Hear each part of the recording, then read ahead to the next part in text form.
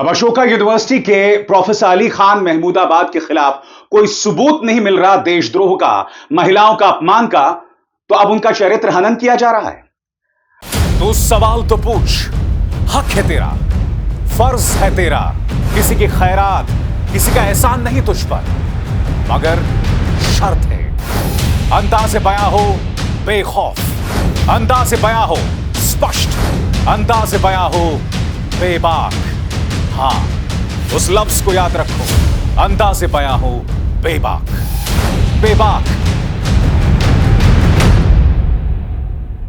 Haryana women's commission की अध्यक्ष रेणु भाटिया, जिनकी शिकायत पर इस वक्त प्रोफेसर अली खान जेल में हैं, उनसे जब पत्रकारों ने सवाल पूछा कि आपके पास सबूत क्या है, तो आएं बाएं साएं बात करने लगी, मगर कोई सबूत नहीं था। जी हां, यह हकीकत है प्रोफेसर अली खान महमूदाबाद के गिरफ्तारी की। उनका गुनाह सिर्फ इतना था कि कर्नल सोफिया कुरैशी को लेकर जो दोहरे मापदंड है भारतीय जनता पार्टी और उसके सरकार के, उन पर उन्होंने सवाल उठाया था। उन्होंने देश के अंदर मुसलमानों की जो मॉब लिंचिंग हो रही है उसको लेकर सवाल उठाया था, जो एक हकीकत है, और उस व्यक्ति को तुमने जेल में डाल दिया। दोस्तों, आपकी स्क्रीन पर यह हैं हरियाणा महिला आयोग की अध्यक्ष रेणु भाटिया। मैं आपको एक छोटा सा क्लिप दिखाना चाहता हूं। दोस्तों, मैं सबसे पहले तो बधाई देना चाहता हूं इंडिया टुडे की प्रीति चौधरी को। उन्होंने रेणु भाटिया से सीधे सवाल किए कि आप हमें प्रोफेसर अली खान महमूदाबाद ने जो तमाम बयानात दिए उसमें एक भी हिस्सा दिखा दो जिसमें वो कर्नल सोफिया कुरैशी का अपमान कर रहे हो या देश के खिलाफ बोल रहे हो। मैं चाहता हूं आप खुद इस क्लिप को देखिए और देखिए रेणु भाटिया, इनके पास कोई जवाब नहीं है और बुरी तरह से एक्सपोज हो जाती हैं। गौर कीजिए। What is that line that Professor Khan used that insulted our women in uniform, ma'am? And मैं आपके साथ खड़ी होंगी, ma'am. I come from a family of only army men, decorated soldiers. My father has fought 2 wars. तो आप मुझे बताओ वो कौन सी लाइन है प्रोफेसर खान ने जो is insulting to these women? बताइए मैम। एक व्यक्ति सिर्फ ऊपर और नीचे 2 लाइनें आर्मी के लिए लिख के, देश के लिए लिख के, उसके बाद सारा मीनिंग आप बताइए कहाँ नहीं जाता। मैं समझना चाहती हूँ। मैं आपसे पूछना, आप बताइए। मेरी इंग्लिश पुअर हो सकता है मेरा समझने का तरीका ठीक ना हुआ हो। आप मुझे बताइए। वही आपसे मैं आपसे बार-बार एक ही चीज पूछ रही हूँ। अगर कोई व्यक्ति इंग्लिश में बात करता है अलग, नहीं, मैं आपको ये, Preeti ji, I regard you, I have always been a person in Jammu and Kashmir, I come from a background of Kashmir. दोस्तों, नवभारत टाइम्स में मेरे एक दोस्त हैं नरेंद्र, उन्होंने एक बहुत दिलचस्प ट्वीट किया है। उन्होंने कहा है कि जब सवाल पूछा गया कि भैया सबूत दिखाइए, तो जवाब में क्या कहा जा रहा है? संतरा, घोड़ा, हाथी, केला, आलू, तोरी। यानी कि जो सीधा सा सवाल पूछा जा रहा है उसका कोई जवाब नहीं है। रेणु भाटिया की क्या हकीकत है मैं आपको बताना चाहता हूं। वीडियो है 2017 का। रिपब्लिक का संपादक और पत्रकार अर्णब गोस्वामी सवाल पूछ रहा था। मौका था जब अदालत ने फैसला सुना दिया था कि राम रहीम एक बलात्कारी है, आरोप नहीं, फैसला सुना दिया गया था। उस वक्त पंचकुला में राम रहीम के समर्थक हिंसा कर रहे थे और तब इसी रेणु भाटिया से सवाल पूछा गया था कि बताइए, कहिए, रेपिस्ट राम रहीम। ये मोहतरमा जो आज कर्नल सोफिया कुरैशी के लिए आवाज बुलंद कर रही हैं, इनके मुंह से बलात्कारी राम रहीम तक नहीं निकला। खुद देखिए किस तरह से रेणु भाटिया एक्सपोज हो रही हैं। Rapist Ram Rahim. Say it. See whatever the court Rapist has decided Ram for Rahim. him. Say it. कोई भी कोर्ट से ऊपर नहीं है, Rapist कोई भी Ram कोर्ट से Rahim. आगे नहीं है। Say it. And Rapist Ram Rahim. Court ने जो Say it. डिसाइड किया I'm उनके saying लिए, rapist कोई भी Ram कोर्ट Rahim. से आगे नहीं Say है। rapist Ram Rahim. Right now the Say question is, rapist Ram Rahim.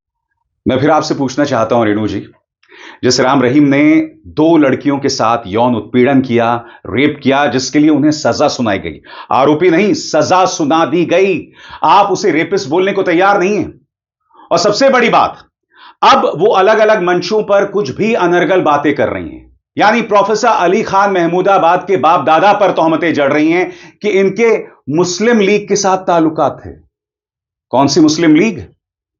जिन्ना की मुस्लिम लीग, पाकिस्तान के जनक जिन्ना की मुस्लिम लीग, उसके साथ प्रोफेसर अली खान महमूदाबाद के बाप दादाओं के लिंक बताए जा रहे हैं। तो मैं आपसे एक सवाल पूछना चाहता हूं, 2 मिनट के लिए अगर मैं मान लूं कि प्रोफेसर अली खान के बाप दादाओं के ताल्लुकात मुस्लिम लीग के साथ थे, मगर प्रोफेसर अली खान के बाप दादा भारत छोड़कर नहीं गए, वो भारत में ही रहे। सबसे बड़ी बात, मैं आपके सामने कुछ चेहरे पेश करना चाहता हूं रेणु जी, गौर कीजिएगा। श्यामा प्रसाद मुखर्जी, मोहम्मद अली जिन्ना। क्या आप जानते हैं कि एक है पाकिस्तान के जनक और एक आपके वैचारिक पूर्वज श्यामा प्रसाद मुखर्जी? क्योंकि भारतीय जनता पार्टी या संघ परिवार के लिए इनसे बड़ा कोई राजनेता नहीं है। भारतीय जनता पार्टी के लिए श्यामा प्रसाद मुखर्जी का दर्जा महात्मा गांधी और नेहरू से ऊपर है। मगर क्या आप जानते हैं कि श्यामा प्रसाद मुखर्जी जिस विचारधारा, जिस पॉलिटिकल पार्टी से ताल्लुक रखते थे, उन्होंने जिन्ना की मुस्लिम लीग के साथ एक नहीं 2 राज्यों में सरकार बनाई थी, सिंध, पश्चिम बंगाल। अब आप जो मुस्लिम लीग को लेकर प्रोफेसर अली खान पर प्रहार कर रही हैं, जरा श्यामा प्रसाद मुखर्जी के बारे में भी कुछ कहिए। क्या श्यामा प्रसाद मुखर्जी जो हैं वो गद्दार थे? क्योंकि हमें नहीं भूलना चाहिए कि जब 1942 में भारत छोड़ो आंदोलन हुआ था, तब अंग्रेजों के खिलाफ 2 संस्थाएं खड़ी थी जिन्होंने भारत छोड़ो आंदोलन में हिस्सा नहीं लिया। एक जिन्ना की मुस्लिम लीग और दूसरी आरएसएस, जनसंघ, हिंदू महासभा। यानी कि ये सो कॉल्ड हिंदुत्ववादी संगठन और मुस्लिम लीग एक साथ थे। आपके वैचारिक पूर्वज जो अपने आप को वीर सावरकर बुलाते हैं, याद कीजिएगा, इन्होंने बाकायदा एक लेख लिखा था जिसमें कहा था कि हमें अंग्रेजों की सेना का साथ देना चाहिए, सुभाष चंद्र बोस की आईने का नहीं। तो ऐसे में रेणु जी बताइए ना, क्या हम वीर सावरकर, श्यामा प्रसाद मुखर्जी, इन तमाम लोगों को गद्दार बताएं? आप एक सीधे से सवाल का जवाब दें कि आखिर प्रोफेसर अली खान ने जो बातें कही हैं उसमें देशद्रोह कहां है? आप अनर्गल बातें इधर उधर कर रही हैं, मगर आपके पास सीधा सा जवाब नहीं है। आप राम रहीम जैसे बलात्कारी को भी बलात्कारी नहीं कह सकती, रेपिस्ट नहीं कह सकती। आपको शर्म आती है मैडम? शर्म आती है आपको? और सबसे बड़ी बात, प्रोफेसर अली खान महमूदाबाद का चरित्र हनन किया जा रहा है, बगैर सबूत के कुछ भी बातें कही जा रही हैं।